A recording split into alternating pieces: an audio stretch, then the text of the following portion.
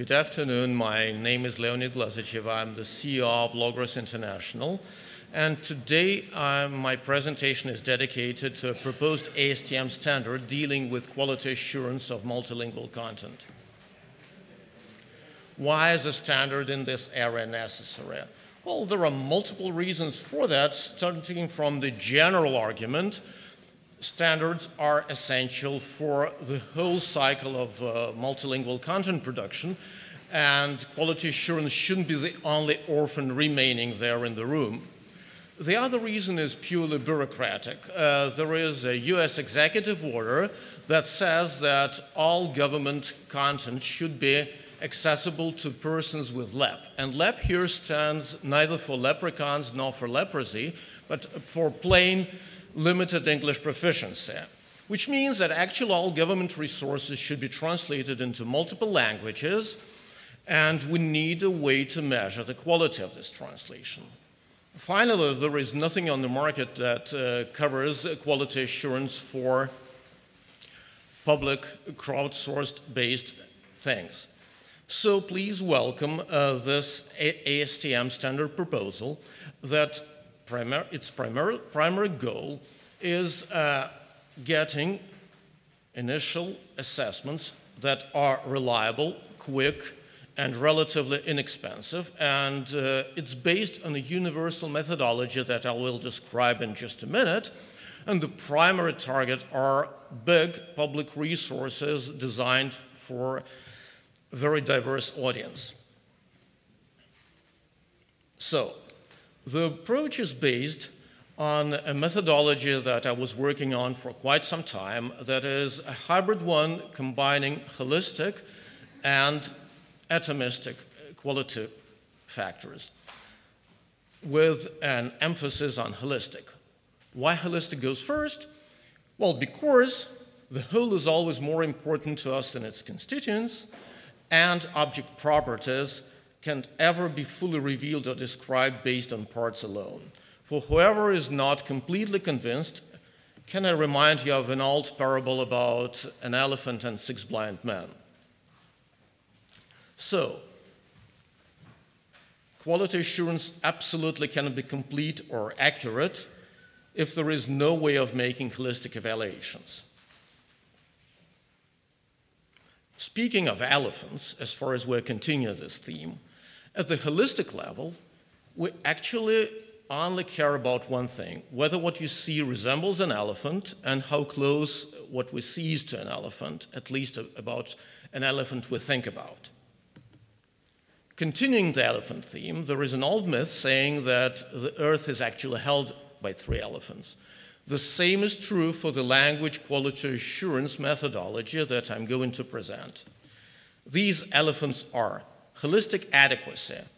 This is how close the message and the meaning of the source text is reflected in the target text. Generally, it highlights all discrepancies caused by simple translation errors, well, except, of course, for intended things, omissions or additions. And this is a purely bilingual thing. That is, in order to assess it, you need to be bilingual, and you need both the source and the target. The second elephant, or apex, is holistic readability of the content. It simply means how readable the text is and how easy it is to understand it. This thing is monolingual and goes far beyond translation or localization. Both factors are holistic. That is, they apply to the whole content, and we are not looking at particular sentences. These factors are semi-objective, which means that actually if there are 2 people looking at one and the same translation to text, they'll most probably assign slightly different ratings to it, but at the same time, these ratings will not be completely arbitrary either. These factors are independent, they cannot be combined, and because they are semi-objective, the only reasonable approach to grading these things is based on a threshold evaluation, that is pass or fail, whether this exceeds expectation. Having the text that is readable, comprehensible, and adequate to the source is absolutely essential. But the third apex, or the third elephant, covers atomistic quality. This one deals with the particular components. In this case, we're talking about sentences or strings or translation units, whatever. There can be a multitude of these, and we are counting, classifying, and summarizing the result based on weights we assign. Because there are so many different atomistic level errors, I've used a quilted elephant. So what we get as a result is a universal 3D quality picture based on adequacy, reliability, and atomistic quality. And the same approach can be used for all materials. Any issue catalog can be used. And the only thing that varies is expectations. Let me say a few words, just a little bit more about atomistic quality. So first of all, it's measured everywhere. It's opposite to holistic. That is, we're concentrating on particular components, strings, units, whatever. And there could be a number of issues, and these are well familiar. Typos, country standard errors, broken tags, whatever. You can find a very good classification that has both a description, usage, and everything in the MQM quality framework. You have the link there. So generally, at this atomistic level, we're no longer interested whether we see an elephant. We're rather concentrating on skin quality, the hue or the color, potential durability or longevity, and all such things. We do not care what object is that. Atomistic quality is not semi-objective like the holistic ones, but it is objective. It means that if you see an error, you can explain it to me even if I do not know the target language. Why? Because a typo is still a typo, and every country standard is still an error. So generally, everything depends on two things: issue classification and the system of weights we apply. That's it. And of course, there is a price for that objectivity. That is, every reviewer who's looking at the text needs to have comprehensive knowledge of all issues within the quality framework so that they classify issues properly. These reviewers need to be trained professionals. They need to leave all emotions aside, concentrate on what they are supposed to measure and all that stuff. So generally, that's a lot of work, a lot of preparation.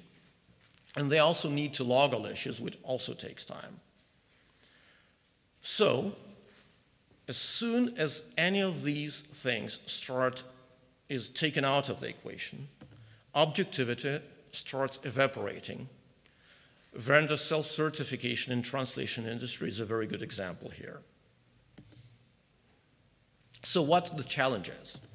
Because we typically have very limited budgets, or no budget at all, we have time limitations, which means that actually we have to deal with either a very limited number of build hours, or we have to deal with crowdsourcing. And still we need to produce reliable initial quality evaluations. So, the limitations here. Just as I mentioned, it's crowdsourcing. People are dedicating their free time to a good cause, or to any cause for that matter. So, we cannot expect them to spend too much time here. Which means that, first of all, extensive preparation is absolutely out of the question. So they cannot learn the details of the quality framework or something. The second thing is they have no time for understanding all the details that actually help them differentiate between different issues. So they do not know the issue catalog, they have no time for preparation. And finally, we are not expecting them to log all issues they encounter, because once again, it's time-consuming. What we can assert is that we will ask them to just provide some examples so that we understand what's happening, and we need to be careful enough to provide a good, simple, and intuitive form for entering their feedback. So out of the question are complicated requirements, strict definitions, quality frameworks, special rules. I mean, it's terrible. So what do we do? So given all these restrictions and problems, we cannot confine ourselves to just suggesting a certain metric. Rather than that, we need to concentrate on all three cornerstones. And in this particular case, the standards rest on three of them. First of all, it's the general approach and methodology. The second one is the proper process, fine-tuned for the crowdsourcing environment. And finally, the quality metric itself. So general approach and methodology. We're using a simplified methodology that I just described. And of course, because we are talking about no details, we're focusing on holistic evaluation. What's bad? We're not expecting people to know all the details of the quality framework, to classify issues properly, or something like that. What's good here? Because unlike a professional LQA, where we can actually only rely on a single person who is a professional, knows everything, but this single person is reviewing the content or parts of it. Here, we have the advantage of calculating statistics. We can have multiple people look at one and the same thing, and that way we get all the advantages of statistical calculations, and we get more reliable mean values and standard deviations. One important thing to remember is that the number of people looking at one and the same content should be statistically valid. That is at least 10 to 15. That's the minimum. In a sense, it's like the popular voice show.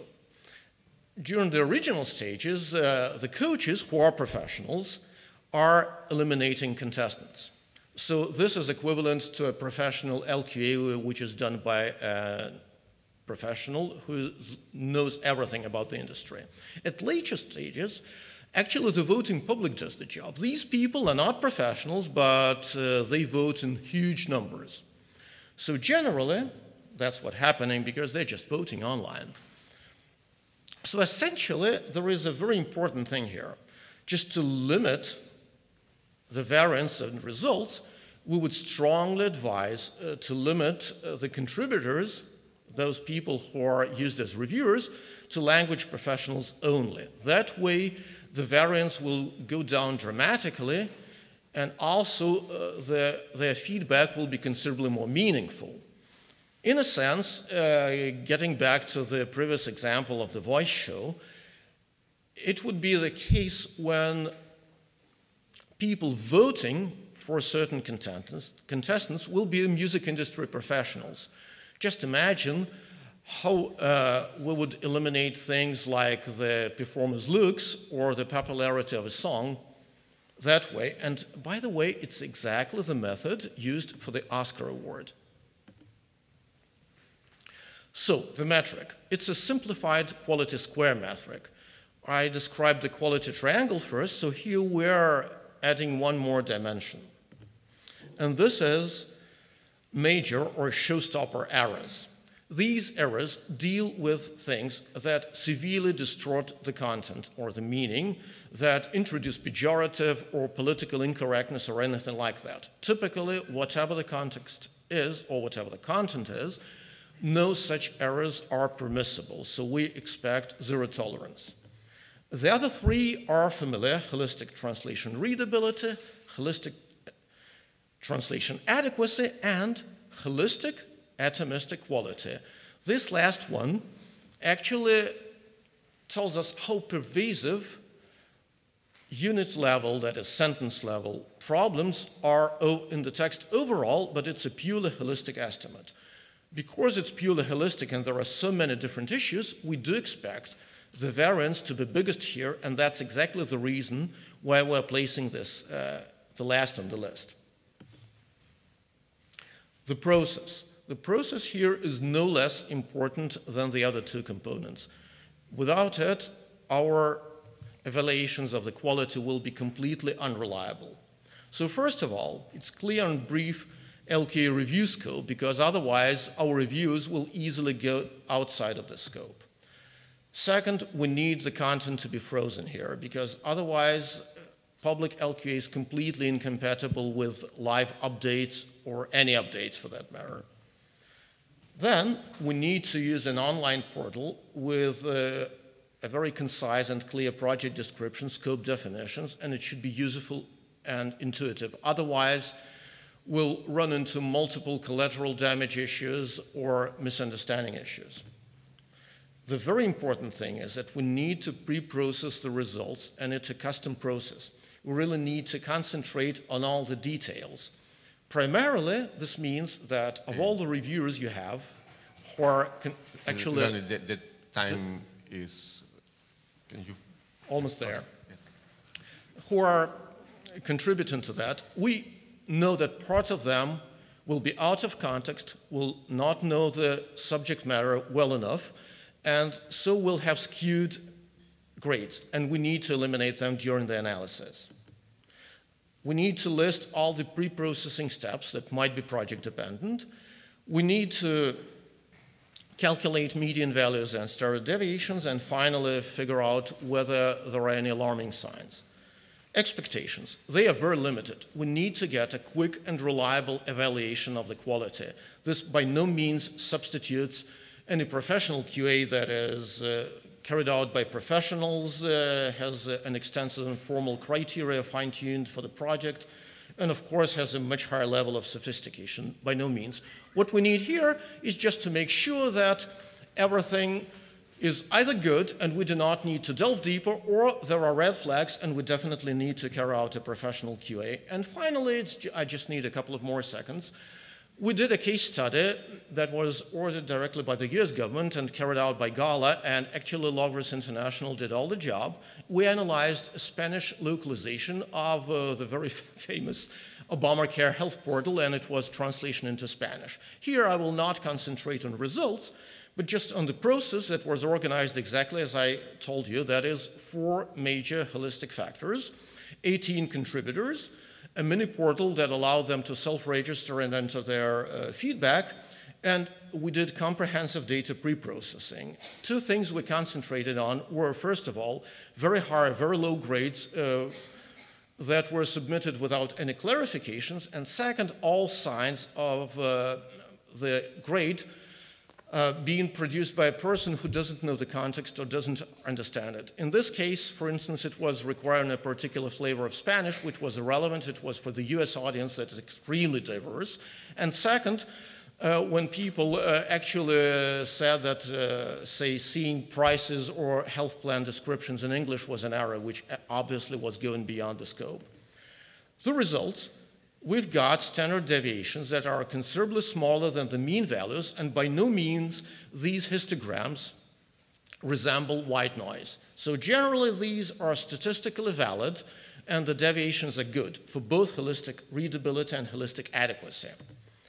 For atomistic quality, as you can see, the variance is much higher. The standard deviations are bigger. It's not too bad, which of course we expected it to be much worse than the other 2, but still, we need to take this into account.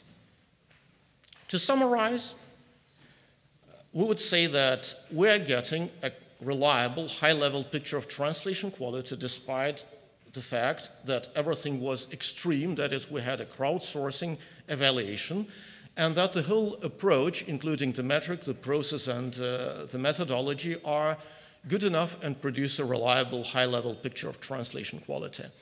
Thank you very much indeed.